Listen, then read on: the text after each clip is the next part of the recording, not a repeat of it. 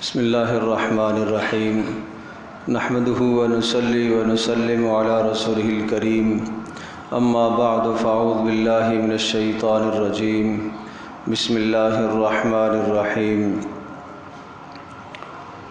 قل ان کنتم تحبون اللہ فاتبعونی یحببکم اللہ ویغفر لکم ذنوبکم واللہ غفور رحیم وقال اللہ عز وجل وما ارسلناک الا رحمة للعالمین وقال رسول اللہ صلی اللہ تعالی علیہ وسلم انما بعثت لأتمم مکارم الاخلاق او کما قال علیہ الصلاة والسلام رب اشرح لی صدری ویسر لی امری واحلل عقدۃ من لسانی یفقهوا قولی اللہم صلی علی محمد وعلی آل محمد کما صلیت علی ابراہیم وعلی آل ابراہیم انک حمید مجید اللہم بارک علی محمد وعلی آل محمد کما بارکت علی ابراہیم وعلی آل ابراہیم انک حمید مجید۔ رسول اکرم صلی اللہ تعالی علیہ وسلم کے اوصاف اور آپ علیہ الصلاۃ والسلام کے کمالات اور رسول پاک صلی اللہ تعالی علیہ وسلم کی خوبیوں کو بیان کرنے کے لیے بہت مختصر وقت کافی نہیں ہے۔ حضرت صلی اللہ تعالی وسلم کے کمالات کو دن بیان کیا جائے، رات بیان کیا جائے، مہینوں بیان کیا جائے، سالوں بیان کیا جائے اور صدیاں بیان کیا جائے، جب بھی رسول پاک صلی اللہ علیہ وسلم کے اوصاف ختم نہ ہوں۔ اتنے کمالات سے اللہ پاک نے آپ کو نوازا ہے۔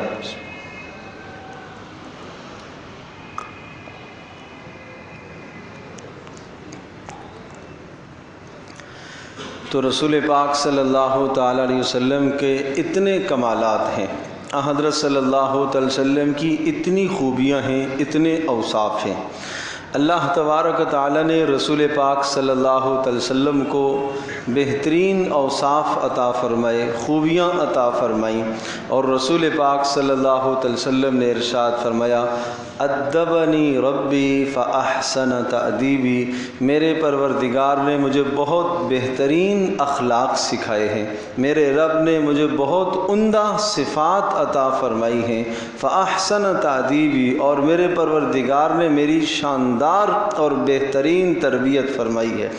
اللہ تبارک تعالیٰ کے کتنے کمالات، اور پھر اللہ نے رسول پاک صلی اللہ تعالی وسلم کو جو کمالات عطا فرمائے، اتنے کمالات عطا کرنے کے بعد پھر اللہ پاک نے ارشاد فرمایا وَإِنَّكَ لَعَلَىٰ خُلُقٍ عَظِيمٍ، اے نبی آپ کو ہم نے بہت بڑے اخلاق عطا فرمائے ہیں، جن اخلاق کو اللہ کہہ رہا ہے ہم نے آپ کو عظیم اخلاق عطا فرمائے ہیں، بڑے اخلاق عطا فرمائے ہیں، بڑی صفات اور بڑے کمالات اور بڑے اوصاف ہم نے آپ کو عطا فرمائے ہیں۔ رسول پاک صلی اللہ تعالی علیہ وسلم سارے جہانوں کے لیے رحمت بنا کر بھیجیں گے۔ یہ آیت میں نے پڑھی وما ارسلناک الا رحمۃ للعالمین، اے نبی ہم نے آپ کو سارے جہانوں کے لیے رحمت بنا کر بھیجا۔ اللہ تبارک تعالی وہ رب العالمین ہے، الحمدللہ رب العالمین، ساری تعریفیں اس اللہ کے لیے جو سارے جہانوں کا پروردگار ہے، سارے جہانوں کا پالنے والا ہے، سارے جہانوں کا رب ہے۔ رسول پاک صلی اللہ تعالی وسلم وہ عظیم الشان ہستی ہیں کہ سارے جہانوں کے لیے اللہ پاک نے انہیں رحمت بنا کر بھیجا۔ جن سارے جہانوں کو اللہ نے پیدا فرمایا، رسول پاک صلی اللہ علیہ وسلم ان تمام جہانوں کے لیے رحمت بنا کر بھیجے گئے ہیں۔ تبارک الذی نزل الفرقان علی عبدہ لیکون للعالمین نذیرا، بابرکت ہے وہ ذات اور وہ اللہ جس نے اپنے بندے محمد صلی اللہ علیہ وسلم پر قرآن کو اتارا، کیوں؟ لیکون للعالمین نذیرا، تاکہ سارے جہانوں کو رسول پاک صلی اللہ علیہ وسلم ڈرائیں، سارے جہانوں کو ہدایت کی طرف بلائیں۔ آپ علیہ الصلوۃ والسلام انسانوں کے بھی نبی ہیں، آپ علیہ السلام सलाम हैवानों के भी नबी हैं, आप जन्नात के भी नबी हैं, आप मलाइका के भी नबी हैं, लिल आलमीन सारे जहानों के रसूल पाक सल्लल्लाहु अलैहि वसल्लम नबी हैं और सारे जहानों के लिए आप अलैहिस्सलातु वस्सलाम रहमत बनाकर भेजे गए हैं। अल्लामा कुर्तुबी रहमतुल्लाह अलैह ने अपनी तफसीर में लिखा है कि पूरी कायनात में 18,000 जहान हैं। 18,000 इंसानों का एक जहान, मलाइका का एक जहान, जन्नात का एक जहान, हैवानों का एक जहान, इस तरह से 18,000 जहान अल्लाह ने पैदा फरमाए हैं। जिस तरह से अल्लाह पाक उन 18,000 जहानों का खालिक है, इसी तरह से रसूल पाक सल्लल्लाहु अलैहि वसल्लम उन तमाम के तमाम जहानों के लिए रहमत बनाकर भेजे गए हैं। वमा अरसलनाका इल्ला रहमतल लिल आलमीन, ए नबी हमने आपको सारे जहानों के लिए रहमत बनाकर भेजा है। इस वक्त उन सारे जहानों में से मैं सिर्फ 4 का तज़किरा करता हूँ कि रसूल पाक सल्लल्लाहु अलैहि वसल्लम 4 जहानों के लिए कैसे रहमत हैं। एक है आलम अरवाह, रूहों का आलम, दुनिया में आने से पहले आलम अरवाह वो इंतज़ार गाह है, एक वो जहान है। फिर उसके बाद दूसरा जहान आता है आलम दुनिया का, आलम दुनिया ये अमल का जहान है। फिर इसके बाद एक तीसरा जहान आता है मरने से लेकर क़यामत के कायम होने तक, ये आलम बरज़ख कहलाता है और ये आराम की जगह है। और उसके बाद एक आलम आखरत आता है, क़यामत के कायम होने के बाद या जन्नत या जहन्नम हमेशा हमेशा के लिए, और या गुनाहगार जहन्नम में सज़ा पाकर फिर वापस जन्नत के अंदर आएगा, ये आलम आखरत कहलाता है। आलम आखरत इनाम की जगह है। आलम अरवाह अर्ज़ किया वो इंतज़ार की जगह है। आलम दुनिया अमल करने की जगह है। आलम बरज़ख आराम करने की जगह है और आलम आखरत इनाम पाने की जगह है। ये 4 आलम हैं। आप अलैहिस्सलाम सारे आलम के लिए, सारे जहानों के लिए रहमत, और इन 4 जहानों के लिए रहमत किस तरह से, रसूल अकरम सल्लल्लाहु ताला अलैहि वसल्लम आलम अरवाह के लिए भी रहमत है। अल्लाह पाक ने जब आदम अलैहिस्सलाम को पैदा फरमाया, हदीस पाक में आता है अल्लाह पाक ने आदम अलैहिस्सलाम को पैदा करके अल्लाह ने अपनी कुदरत का हाथ आदम अलैहिस्सलाम की पुश्त पर रखा और क़यामत तक आने वाले सारे के सारे इंसान, सारी ज़ुर्रियत को अल्लाह ने आदम अलैहिस्सलाम की पुश्त से बाहर निकाला और सबसे अल्लाह पाक ने एक अहद लिया, अलस्तु बिरब्बिकुम, सब के सब तुम बताओ क्या मैं तुम्हारा परवरदिगार नहीं हूँ? अल्लाह ने ये सवाल पूछा, सब ने कहा बला बला बला, ए अल्लाह तू हमारा रब है, तू हमारा रब है, तू हमारा रब है। सबसे पहला जवाब रसूल अकरम सल्लल्लाहु अलैहि वसल्लम की रूह ने दिया कि अल्लाह तू हमारा रब है। फिर आप अलैहिस्सलाम की उस रूह की बरकत से तमाम की तमाम अरवाह बोल पड़ी और सब ने बैक ज़बान ये जुमला कहा कि अल्लाह तू हमारा परवरदिगार है। तो अव्वल जवाब रसूल पाक सल्लल्लाहु अलैहि वसल्लम का, मोहम्मद सल्लल्लाहु अलैहि वसल्लम का, फिर आपकी जवाब के बरकत से अल्लाह तबारक व तआला ने तमाम की तमाम अरवाह को बुलवाया और सब ने ये कहा कि अल्लाह तू हमारा परवरदिगार है, तू हमारा रब है। तो इस तरह से रसूल पाक सल्लल्लाहु अलैहि वसल्लम आलम अरवाह के लिए भी रहमत हैं। आलम अरवाह में जितने इंसानों ने तौहीद का इकरार किया, अल्लाह की रुबूबियत का इकरार किया, अल्लाह के रब होने को माना, अल्लाह की वहदानियत को तस्लीम किया, सब के सब ने तस्लीम किया। किसकी बरकत से? रसूल पाक सल्लल्लाहु अलैहि वसल्लम की बरकत से। इसलिए रसूल पाक सल्लल्लाहु अलैहि वसल्लम आलम अरवाह के लिए भी रहमत बनाकर भेजे गए। और फिर एक हदीस में आता है कि रसूल पाक सल्लल्लाहु अलैहि वसल्लम ने यूँ इरशाद फरमाया, आदम अलैहिस्सलाम से जब ख़ता हुई, अल्लाह तबारक व तआला ने उस लग़्ज़िश के बाद आदम अलैहिस्सलाम की तौबा को कैसे कबूल फरमाया। आदम अलैहिस्सलाम ने अल्लाह पाक से दुआ मांगी, ऐ अल्लाह मैं आपसे अपनी लग़्ज़िश की माज़रत चाहता हूँ, मैं तौबा करता हूँ, आपकी तरफ मैं रुजू करता हूँ, मोहम्मद सल्लल्लाहु अलैहि वसल्लम के वास्ते से अल्लाह मेरी तौबा को कबूल फरमा ले। आदम अलैहिस्सलाम कह रहे हैं मोहम्मद सल्लल्लाहु अलैहि वसल्लम के वास्ते से मेरी तौबा को कबूल फरमा ले। اللہ پاک نے پوچھا کہ اے آدم آپ کو کیا معلوم محمد کون؟ وہ تو ابھی آئے نہیں۔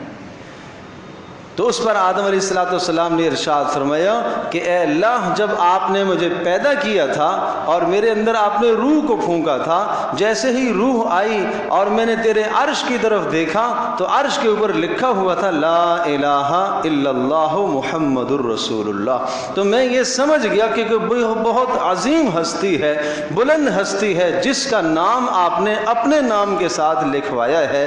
میں سمجھ گیا کہ اس ہستی کا نام لے کر اس کے توسط سے استغفار کیا جائے تو اے اللہ تو میری دعا کو قبول کرے گا۔ اللہ تبارک و تعالیٰ نے ارشاد فرمایا اے آدم، اگر محمد صلی اللہ علیہ وسلم کو مجھے پیدا نہ کرنا ہوتا تو میں کائنات کو نہ پیدا کرتا، اگر انہیں نہ بنانا ہوتا تو میں کائنات کو نہ پیدا کرتا۔ گویا کہ کائنات بنی ہے رسول اکرم صلی اللہ علیہ وسلم کی برکت سے، اس لیے آپ علیہ السلام کیا ہیں؟ رحمت للعالمین، سارے جہانوں کے لیے رحمت ہے۔ اور پھر آپ علیہ السلام نے ارشاد فرمایا اس وقت تک قیامت قائم نہیں ہو سکتی جب تک اس دھرتی پر ایک شخص بھی لا الہ الا اللہ محمد الرسول اللہ کہنے والا موجود ہوگا، اس وقت تک قیامت نہیں قائم ہو سکتی۔ تو گویا کہ کائنات کی بقا بھی آپ کے ساتھ ہے، کائنات کی ابتدا بھی آپ کے نام کے ساتھ ہے۔ آپ ہی کی وجہ سے کائنات کو تخلیق کیا گیا اور آپ ہی کی وجہ سے کائنات کو برقرار رکھا گیا۔ جس دن اللہ اور محمد صلی اللہ علیہ وسلم کا نام لینے والا کوئی بھی کائنات میں نہیں بچے گا، اللہ تبارک و تعالیٰ اس کائنات کو تباہ کر دے گا، یہ نظام دھرم برم ہو جائے گا۔ تو یہ کائنات کا نظام جو چل رہا ہے محمد صلی اللہ تعالیٰ علیہ وسلم کی رحمت کا نتیجہ ہے، ان کی رحمت کا مظہر ہے اور نتیجہ ہے۔ تو اس لیے رسول پاک صلی اللہ علیہ وسلم عالم ارواح کے لیے رحمت ہے۔ اس کے بعد دوسرا جہان دنیا، یہ عالم دنیا کہلاتا ہے۔ آپ علیہ السلام عالم دنیا کے لیے بھی رحمت ہیں، انسانوں کے لیے رحمت، حیوانوں کے لیے رحمت، جنات کے لیے رحمت۔ حضرت صلی اللہ علیہ وسلم کے پاس جنات کی ایک جماعت آئی اور انہوں نے رسول پاک صلی اللہ علیہ وسلم کا کلام سنا، اور کلام سننے کے بعد ایک دوسرے سے کہنے لگے یا قومنا اجیبوا داعی اللہ، اے ہماری قوم، اللہ کی طرف سے جو بلانے والا پیغمبر محمد صلی اللہ علیہ وسلم کی صورت میں آیا ہے، اس کی بات کو سن لو، اس کی بات کو مان لو۔ کیا ہوگا؟ یغفر لکم من ذنوبکم، اللہ تمہارے گناہوں کو معاف کرے گا، ویجرکم من عذاب علیم، اور ان کی برکت سے اللہ پاک تمہیں عذاب علیم، دردناک عذاب سے بچائے گا۔ تو آپ علیہ السلام جنات کے لیے بھی رحمت ہیں۔ رسول پاک صلی اللہ علیہ وسلم عبداللہ ابن مسعود رضی اللہ تعالیٰ ارشاد فرماتے ہیں میں ساتھ تھا نبی علیہ السلام کے ساتھ، آپ ایک وادی میں تشریف لے گئے، جنگل میں آپ چلے گئے اور آپ نے ایک دائرہ کھینچا اور آپ نے کہا عبداللہ اس سے باہر نہیں نکلنا، اور پھر آپ علیہ السلام وہاں سے آگے چلے گئے اور آپ نے جنات کو جا کر تبلیغ کی، ان کو اللہ کے احکام سنائے۔ تو رسول اکرم صلی اللہ علیہ وسلم جنات کے لیے بھی اس دنیا میں رحمت للعالمین بنا کر بھیجے گئے، اور پھر انسانوں کے لیے تو رحمت ہے ہی ہے، حیوانوں کے لیے ایک جانور اونٹ آتا ہے رسول پاک صلی اللہ علیہ وسلم کی خدمت میں، آ کر اس نے آپ علیہ السلام کے پاؤں مبارک پر اپنا سر رکھ دیا اور کچھ آواز منہ سے نکالنے لگا۔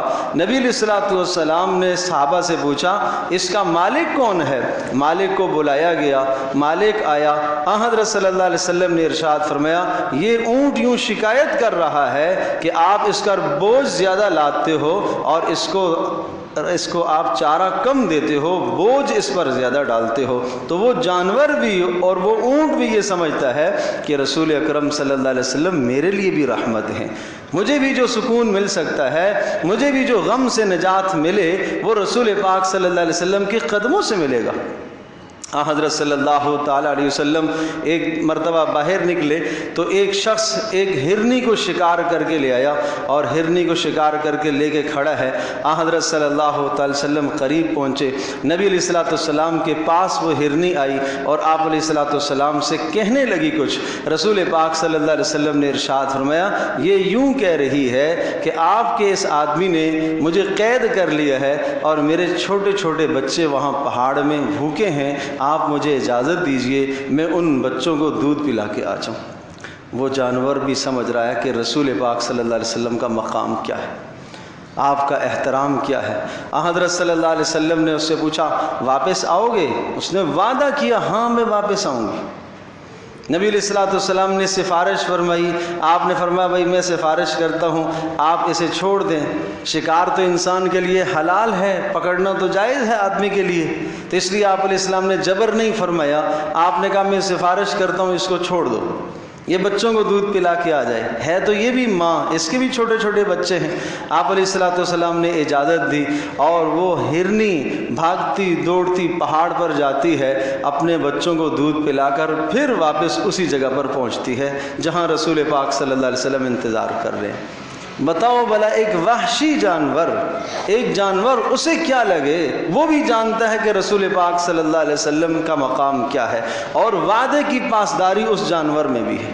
یہ بات سمجھنے کی ہے، ایک وعدے کی حفاظت جانور بھی کر رہا ہے، وہ ہرنی بھی وہ بھی سمجھ رہی ہے کہ مجھے واپس آنا ہے، وعدے کی پاسداری مجھے بھی کرنی ہے۔ آج انسان رسول پاک صلی اللہ علیہ وسلم کا امتی ہو کر، آپ علیہ الصلوۃ والسلام کا نام لینے والا ہو کر، رسول پاک صلی اللہ علیہ وسلم نے بتایا کہ جس شخص کی زندگی میں وعدے کی پاسداری نہیں ہے اس کے ایمان کا کوئی اعتبار نہیں، اللہ کے یہاں اس کے ایمان کا کوئی اعتبار نہیں ہے۔ تو یہ چیزیں عمل میں لانے کی ہیں، سیرت کے بیان کرنے کا مقصد کوئی عمل ہے۔ اس جانور سے سبق حاصل کرو، اس ہرنی سے سبق حاصل کرو، اس اونٹ سے سبق حاصل کرو۔ حضرت صلی اللہ علیہ وسلم کی خدمت میں ایک شخص آئے، انہوں نے کہا اللہ کے رسول یہ میرا اونٹ ہے، یہ رات کو آخری پہر میں بڑبڑاتا ہے، چیختا ہے اور میری نیند خراب ہو جاتی ہے۔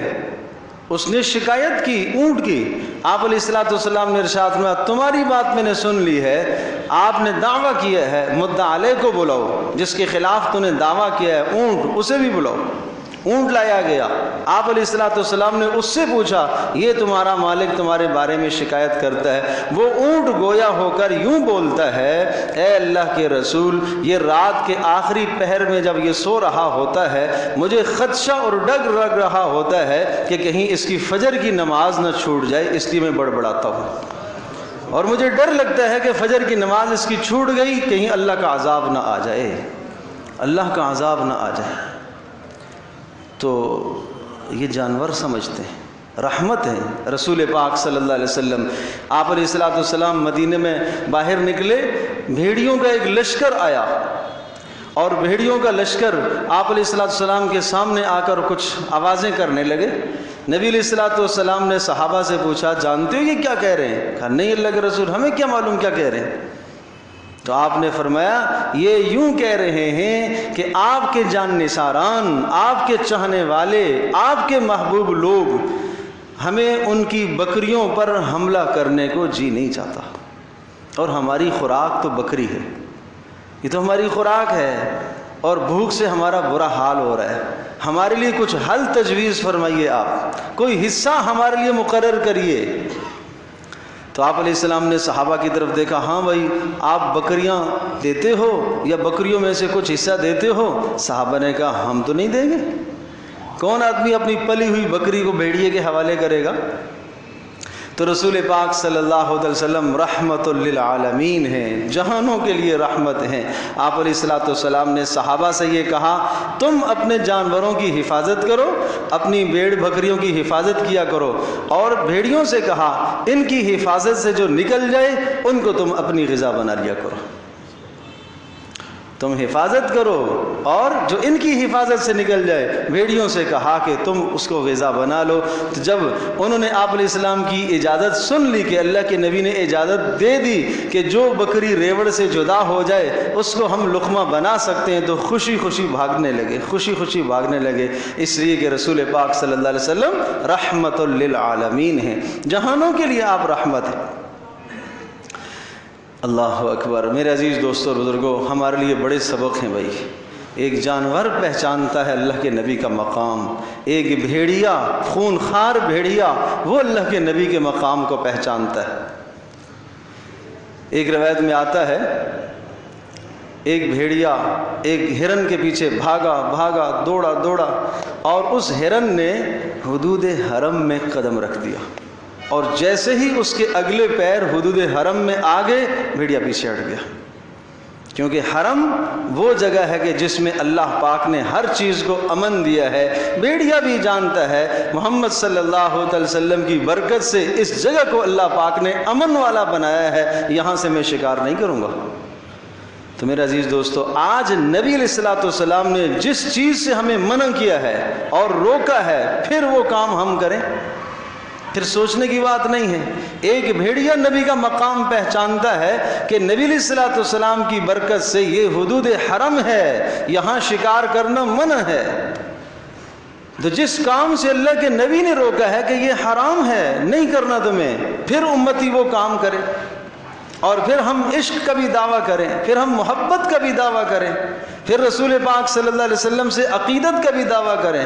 ہم سے تو وہ جانور زیادہ محبت کرتے تھے، وہ اللہ کے نبی کے مقام کو پہچانتے تھے۔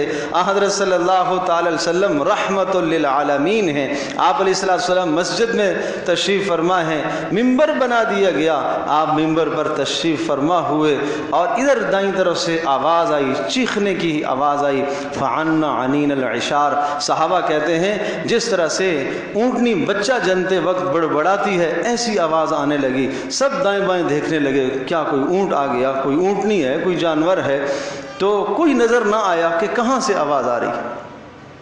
آپ علیہ السلام ممبر مبارک سے اترے، اور وہ کھجور کے تنے کو جا کے آپ نے سینے سے لگایا، اور صحابہ کہتے ہیں ایسا جیسا کوئی بچہ ہوتا ہے اور وہ ہچکیاں بن کے روتا ہے، اور اس پر ماں جب تھپکی دیتی ہے، وہ آہستہ آہستہ دبتے دبتے اس کی آواز دب گئی۔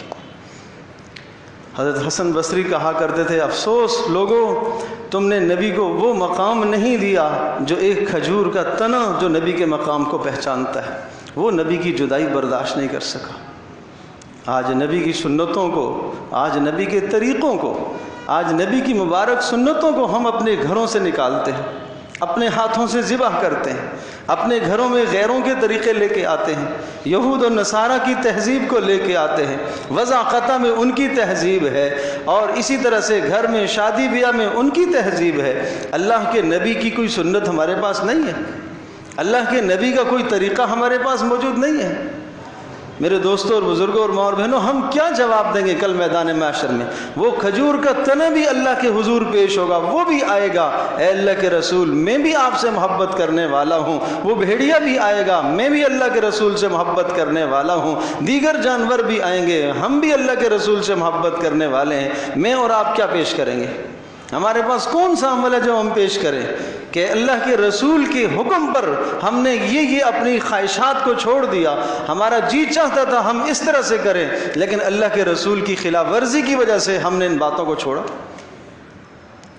اس لیے میرے دوستو، عزم کرو، طے کر کے اٹھو، انشاءاللہ ثم انشاءاللہ آج کے بعد سب سے پہلے ہم سر سے لے کر پیر تک دیکھتے ہیں میری زندگی میں کون سی چیزیں جو ایسی ہیں جن سے اللہ کے نبی نے ہمیں منع کیا ہے، جن سے روکا، ان سے باز آ جاؤ۔ ماؤں بہنوں سے درخواست ہے، پردے میں آ جاؤ۔ اللہ کے رسول نے پردے کا حکم دیا، بغیر حجاب کے باہر نکلنے سے حرام قرار دیا، بغیر پردے کے باہر نکلنے سے منع فرمایا۔ فَهِيَ كَذَا وَكَذَا، فرمایا وہ ایسی ہے ویسی ہے، وہ گناہ کی طرف دعوت دینے والی ہے جو باہر بغیر حجاب کے نکلتی ہے۔ اللہ کے نبی کی کیا تمنا ہے، اس تمنا کو پورا کرو۔ اللہ کے نبی کی کیا چاہت ہے، اس پر آ جاؤ۔ تو رسول پاک صلی اللہ علیہ وسلم رحمت ہیں، انسانوں کے لیے کیا، حیوانوں کے لیے رحمت ہے۔ کافروں کے لیے آپ رحمت ہیں۔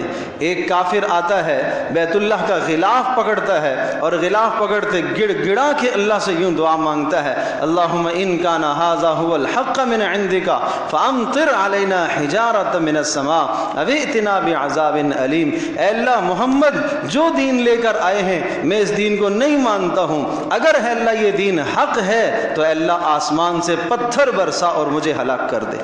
یوں بیت اللہ کے ساتھ چمٹا ہوا اور یہ دعا مانگ رہا ہے۔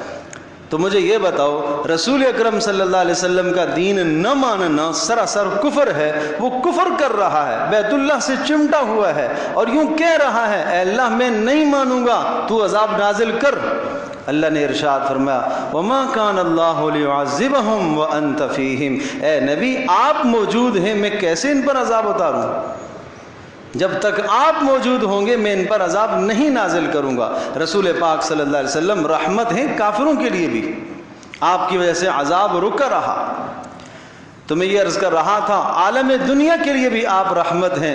تیسرا جہان آتا ہے عالم برزخ، برزخ کے لیے بھی آپ رحمت ہیں۔ برزخ موت کی زندگی، موت کے بعد کی جو زندگی ہے، قبر کی زندگی برزخی زندگی کہلاتی ہے، اس کے لیے بھی آپ رحمت ہیں۔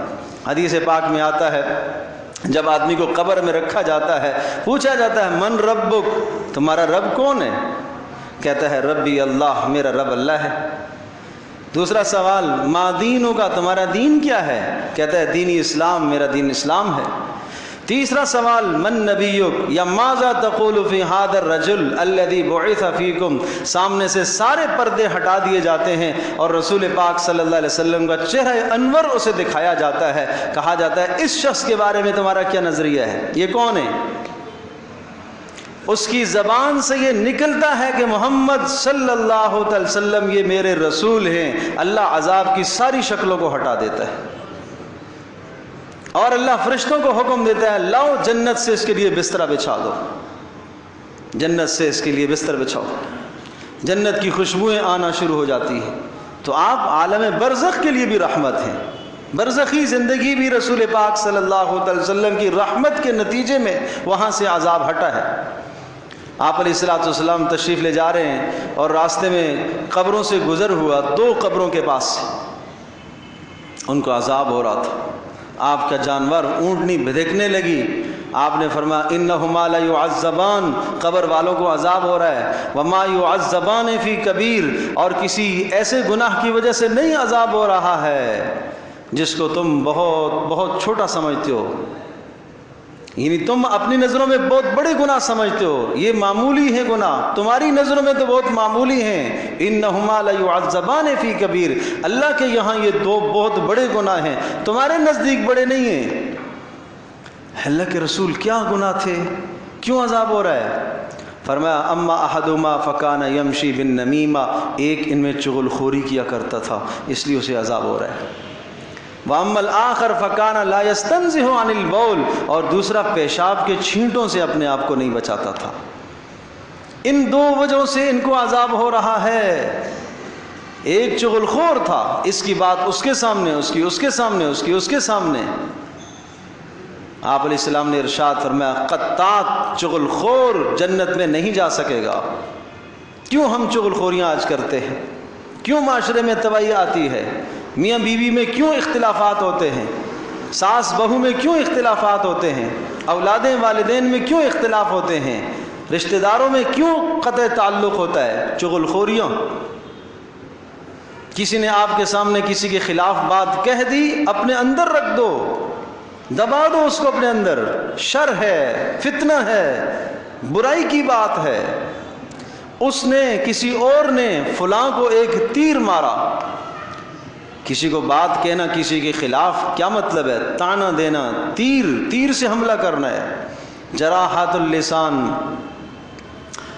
کہتا ہے شاعر جراحات السنان لہل التیام ولا یلتام ما جرح اللسان، کہ تیروں کے زخم، تلواروں کے زخم ٹھیک ہو جاتے ہیں، زبانوں کے زخم ٹھیک نہیں ہوتے۔ یہ زبانوں کے لگائے زخم ٹھیک نہیں ہوتے۔ تو کیا ہے کہ کسی نے آپ کے سامنے کسی کی برائی کی ہے، اس کو اپنے اندر دبا دو، شر ہے نا۔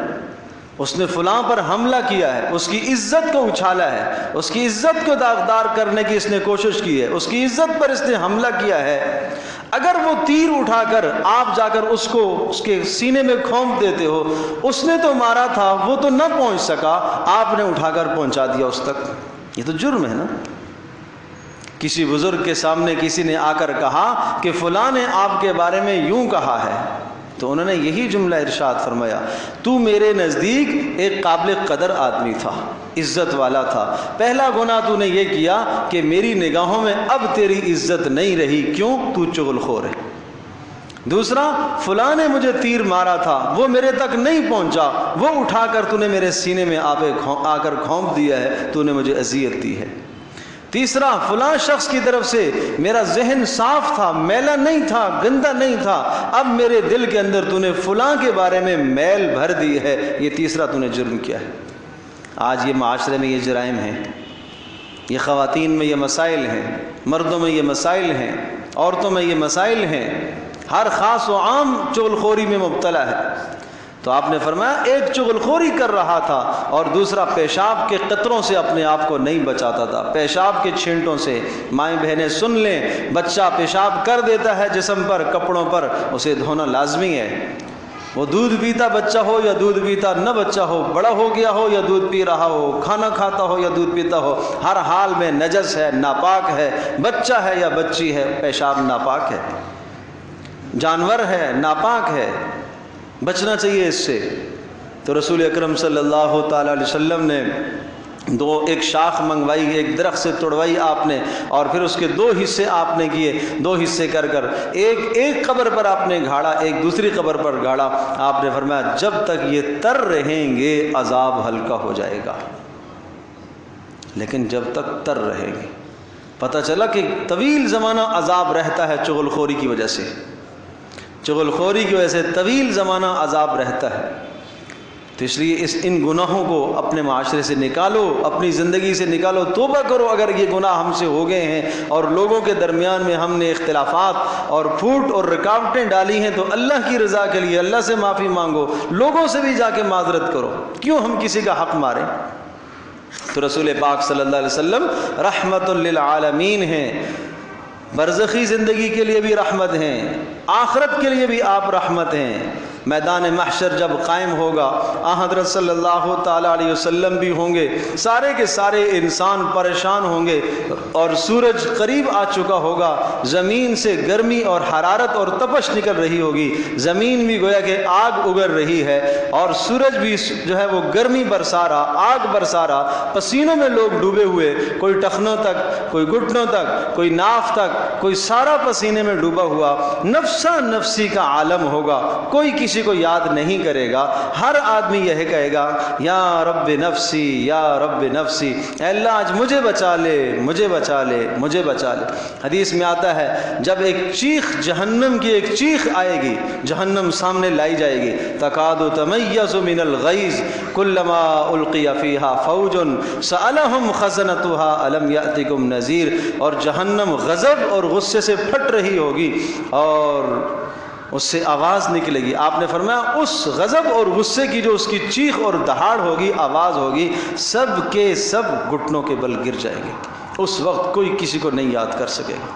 وَتَرَى كُلَّ أُمَّةٍ جَاثِيَةً كُلُّ أُمَّةٍ تُدْعَىٰ إِلَىٰ كِتَابِهَا، جب نامہ عمل تقسیم ہوگا اس وقت بھی کوئی کسی کو یاد نہیں کرے گا، سب یہ کہے گا نفسی نفسی، اے اللہ مجھے بچا، مجھے بچا، مجھے بچا۔ عیسیٰ علیہ السلام کہیں گے اے اللہ میں آج اپنی ماں مریم کا بھی سوال نہیں کرتا ہوں، مجھے بچا لے، مجھے بچا لے۔ ایک ہی آواز آئے گی محمد صلی اللہ علیہ وسلم کی، یا رب امتی، یا رب امتی، اے اللہ میری امت کو بچا لے، میری امت کو بچا لے۔ تو امت کا آدمی بھی کوئی وفاداری کرے اپنے نبی کے ساتھ، امتی بھی کوئی وفاداری کرے نا، امتی بھی کوئی وفاداری کرے۔ آسمانوں پر معراج پر سب سے بلندی اللہ کے رسول کو جو صلی اللہ علیہ وسلم کو اللہ نے عطا فرمائی، معراج پر گئے، اللہ نے پوچھا کیا لے کے آئے ہو؟ التحیات للہ والصلوات والطیبات، اے اللہ تمام زبانی عبادتیں، مالی عبادتیں، جسمانی عبادتیں یہ اللہ آپ کے لیے لے کے آیا ہوں۔ اللہ تبارک تعالیٰ نے پھر جواب میں ارشاد فرمایا السلام علیک ایھا النبی ورحمۃ اللہ وبرکاتہ، اے نبی آپ تحفہ عبادات کا لے کے آئے، ہماری طرف سے رحمتوں کا تحفہ آپ کو ملے، آپ کو برکتوں کا تحفہ ملے۔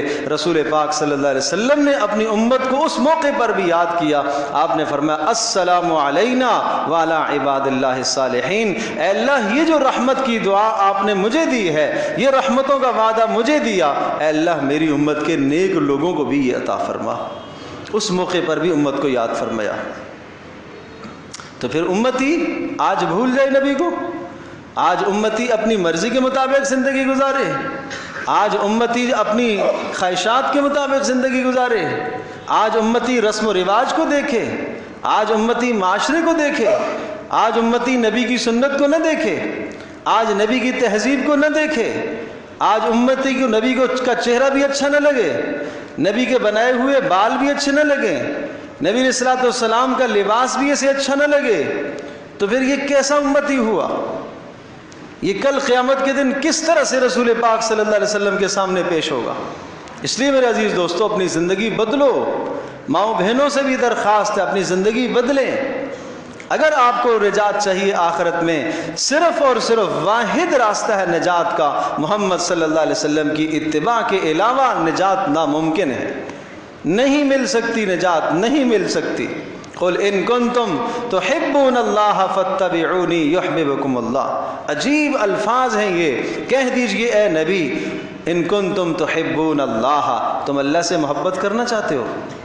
تم لفظ سنو، تم اللہ سے محبت کرنا چاہتے ہو؟ جی ہم اللہ سے محبت کرنا چاہتے ہیں۔ تو پھر ایک کام کرو، فاتبعونی، تم میری اتباع کر لو، میری اتباع کر لو تو تم اللہ کی محبت میں کامل ہو جاؤ گے۔ یہ نہیں کہا، یہ نہیں کہا، ایک ہے آپ کسی سے محبت کریں، ایک ہے آپ اللہ سے محبت کریں، اور ایک یہ ہے کہ اللہ آپ سے محبت کرے۔ ایک یہ ہے کہ آپ اللہ کا تذکرہ کریں، اور دوسرا یہ ہے کہ اللہ آپ کا تذکرہ کرے۔ افضل اور بہتر کیا ہے؟ اللہ آپ سے محبت کرے۔ اس لیے ارشاد فرمایا اگر تم یہ چاہتے ہو ان کنتم تحبون اللہ، اگر تم اللہ تبارک تعالیٰ کو اپنا محبوب بنانا چاہتے ہو، تم اللہ سے محبت کرنا چاہتے ہو، ایک کام کر لو، رسول پاک صلی اللہ علیہ وسلم کی اتباع کر لو۔ اس کے نتیجے میں کیا ہوگا؟ یہ نہیں کہ تم اللہ سے محبت کرنے والے ہو جاؤ گے، نہیں، اللہ خود تم سے محبت کرے گا، پھر اللہ تم سے محبت کرے گا، اس کے علاوہ کوئی چارہ کار نہیں ہے۔ اور آپ نے ارشاد فرمایا، علامہ ابن کثیر رحمۃ اللہ علیہ اس آیت کے ذیل میں بڑی عجیب بات لکھی ہے، فرمایا یہ آیت فیصلہ کرنے والی ہے اس شخص کے لیے جو رسول پاک صلی اللہ علیہ وسلم کے ساتھ محبت کا دعویٰ کرتا ہے، اس کے لیے فیصلہ کرنے والی یہ آیت ہے کہ اگر وہ دعویٰ کرتا ہے محمد صلی اللہ علیہ وسلم کے ساتھ محبت کا، تو اس محبت کے لیے اتباع لازم ہے، ورنہ وہ دعوے میں کاذب اور جھوٹا ہے۔ اور پھر اس کے بعد یہ ارشاد فرمایا کہ اسی لیے اللہ پاک نے یہ بھی قرآن مجید میں ذکر فرمایا وَإِذْ أَخَذَ اللَّهُ مِيثَاقَ النَّبِيِّينَ لَمَا آتَيْتُكُم مِّن كِتَابٍ وَحِكْمَةٍ ثُمَّ جَاءَكُمْ رَسُولٌ مُصَدِّقٌ لِّمَا مَعَكُمْ لَتُؤْمِنُنَّ بِهِ وَلَتَنصُرُنَّهُ۔ آدم علیہ السلام سے لے کر عیسیٰ علیہ السلام تک سارے انبیاء علیہ السلام کو اللہ نے جمع فرمایا، اور سب سے یہ کہا دو باتوں کا تم سے وعدہ لیتا ہوں، دو باتوں کا وعدہ کرو۔ نبوت دیتے وقت دو باتوں کا وعدہ لیا۔ نمبر ایک، اگر محمد صلی اللہ علیہ وسلم کو تم نے اپنے زمانے میں پایا، اس نبی پر ایمان بھی تمہیں لانا ہوگا اور اس نبی کی اتباع بھی تمہیں کرنا ہوگی۔ دوسرا وعدہ یہ لیا کہ تم نے ہر نبی کے ذمے کیا، تم نے اپنی امتوں کو بتانا ہے کہ محمد صلی اللہ علیہ وسلم کو اگر تم نے پایا تو تم نے ان پر ایمان بھی لانا ہے اور ان کی اتباع بھی کرنی ہے۔ اور پھر آپ نے ایک حدیث میں صاف ارشاد فرمایا، اے لوگو اگر موسیٰ علیہ السلام بھی آج آ جائیں، اللہ کی قسم ان کو بھی میری اتباع کے بغیر گزارا نہیں ہوگا، وہ بھی میری اتباع کریں گے۔ تو پھر کیا بچا؟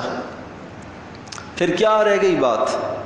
تو رسول اکرم صلی اللہ علیہ وسلم رحمت للعالمین ہے۔ بات یہ عرض کر رہا تھا، میدان محشر قائم ہوگا اور سورج تپش اور حرارت پھینک رہا ہے، زمین سے گرمی نکل رہی ہوگی، اس وقت سب یہ کہیں گے یا اللہ حساب شروع ہو جائے، آدم علیہ السلام سے درخواست کریں گے، آپ سب کے باپ ہیں، آپ اللہ سے درخواست کریں حساب شروع ہو جائے۔ آدم کہیں میں نہیں کر سکتا، میں نہیں کر سکتا، میں نہیں کر سکتا۔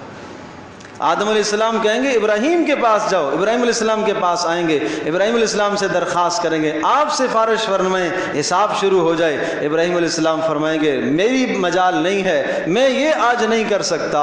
موسیٰ کے پاس جاؤ، موسیٰ علیہ السلام کے پاس آئیں گے، آدم علیہ السلام کے بعد نوح علیہ السلام کے پاس، نوح علیہ السلام کے بعد ابراہیم کے پاس، ابراہیم علیہ السلام کے بعد موسیٰ علیہ السلام کے پاس، موسیٰ علیہ السلام کے بعد عیسیٰ علیہ السلام کے پاس۔ عیسیٰ علیہ السلام کہیں گے نبی آخر الزمان محمد صلی اللہ علیہ وسلم کے پاس جاؤ، وہ یہ کام کر سکیں گے، یہ ان کا کام ہے، یہ مقام محمود ہے اللہ نے آپ کے نبی کو عطا فرمایا۔ آپ نے ارشاد فرمایا پھر میں سجدے میں گر جاؤں گا اور اللہ کی حمد و ثنا کے کلمات میں کہوں گا جو ابھی میں نہیں جانتا ہوں کیا کلمات ہیں، اس وقت اللہ مجھے بتائے گا وہ کلمات میں کہوں گا، نہیں معلوم کتنا وقت میں سجدے میں پڑا رہوں گا، پھر اللہ مجھے کہے گا یا محمد ارفع راسک، اپنا سر اٹھائیے، سل تعطا، اب مانگیے آپ کو دیا جائے گا، واشفع تشفع، سفارش کرو آپ کی سفارش قبول ہوگی۔ رسول پاک صلی اللہ علیہ وسلم جب سجدے میں گریں گے اللہ کا غضب اور غصہ ٹھنڈا ہو جائے گا۔ آدم علیہ السلام کہیں گے نہیں میں نہیں کر سکتا، اس لیے کہ آج میرے رب کا ایسا غصہ ہے، آج سے پہلے ایسا غصہ نہیں ہوا اور نہ آج کے بعد ایسا غصہ آئے گا۔ نوح علیہ السلام یہی کہیں گے آج میرے رب کا ایسا غصہ ہے، نہ اس سے پہلے کبھی ہوا نہ اس کے بعد کبھی آئے گا۔ ابراہیم بھی یہی کہیں گے، موسیٰ بھی یہی کہیں گے، عیسیٰ بھی یہی کہیں گے۔ رسول پاک صلی اللہ علیہ وسلم جب سجدے میں گریں گے اور اللہ کے سامنے ہاتھ اٹھائیں گے تو اللہ پاک کا سارا غضب اور غصہ ختم ہو جائے گا۔ آپ رحمت ہیں، رسول پاک صلی اللہ علیہ وسلم رحمت ہیں۔ اور آپ علیہ السلام حضرت عائشہ رضی اللہ تعالیٰ عنہ ارشاد فرماتی ہیں کہ رسول پاک صلی اللہ علیہ وسلم نے ارشاد فرمایا جس کے 3 بچے مر گئے بچپن میں اور وہ بچے اس کے لیے سفارش کریں گے، اور کہا اللہ کے رسول 2 مر جائیں تو کہا 2 بھی سفارش کریں گے، کہ اللہ کے رسول 1 مر جائے تو کہا 1 اگر مر گیا بچپن میں، چھوٹا بچہ بچی مر گیا، وہ بھی اس کے لیے ماں باپ کے لیے سفارش کرے گا۔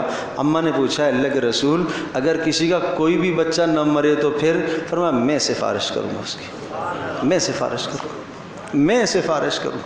تو ایسے نبی کے ساتھ وفاداری کرو بھائی، ایسے نبی کے ساتھ پیار کرو، ایسے نبی کے ساتھ محبت رکھو۔